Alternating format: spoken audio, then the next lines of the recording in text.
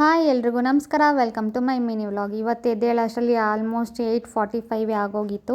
So ಎದ್ದ ತಕ್ಷಣ ನೀರು ಕುಡಿಯೋದನ್ನು ಅಭ್ಯಾಸ ಮಾಡ್ಕೊಂಡಿದ್ದೀನಿ ಇವಾಗ.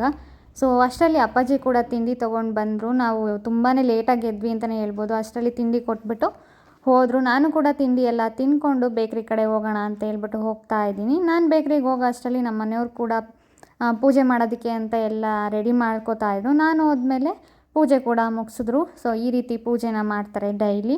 ಸೊ ಅಲ್ಲಿಂದ ನಾನು ಮಧ್ಯಾಹ್ನ ಲಾವು ಮನೆಗೆ ಹೋದೆ. ಹೊರಗಡೆ ಹೋಗಬೇಕು, ಸ್ವಲ್ಪ ಶಾಪಿಂಗ್ ಇದೆ ಬಾ ಅಂತ ಹೇಳಿದ್ಲು. ಸೊ ಅವ್ರ ಮನೆಗೆ ಹೋಗಿ ಅಲ್ಲೇ ಊಟ ಎಲ್ಲ ಮುಗಿಸ್ಕೊಂಡು ಆಮೇಲೆ ಹೊರಗಡೆ ಹೋಗೋಣ ಅಂತ ಹೇಳ್ಬಿಟ್ಟು ಸ್ವಲ್ಪ ಹೊತ್ತು ಮಾತಾಡ್ಕೊಂಡು ಕೂತಿದ್ವಿ. ಅಷ್ಟರಲ್ಲಿ ಅವಳು ಬಟ್ಟೆಗಳನ್ನೆಲ್ಲ ಫೋಲ್ಡ್ ಮಾಡಬೇಕು ಅಂತ ಎತ್ತಿಟ್ಕೊಂಡಿದ್ಲು. ಹೊಸದು ಹಳೇದೆಲ್ಲ ಮಿಕ್ಸ್ ಆಗಿಬಿಟ್ಟಿದೆ ಅಂತ ಹೇಳ್ಬಿಟ್ಟು.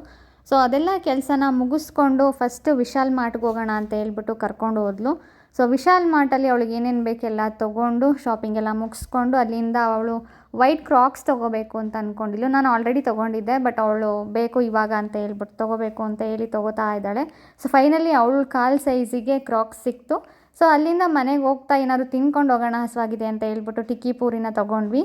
ಇಬ್ಬರು ವ್ಲಾಗ್ ಮಾಡೋದ್ರಿಂದ ಅವಳು ಕೂಡ ವೀಡಿಯೋ ಮಾಡ್ಕೋತಿದ್ಲು, ನಾನು ಕೂಡ ವೀಡಿಯೋ ಮಾಡಿಕೊಂಡೆ. ಸೊ ಇದಾಗಿತ್ತು ಇವತ್ತಿನ ಮಿನಿ ವ್ಲಾಗ್. ಮತ್ತು ನೆಕ್ಸ್ಟ್ ವ್ಲಾಗಲ್ಲಿ ಸಿಗ್ತೀನಿ. ಅಲ್ಲಿವರೆಗೂ Tata, bye bye, take care, lots of love.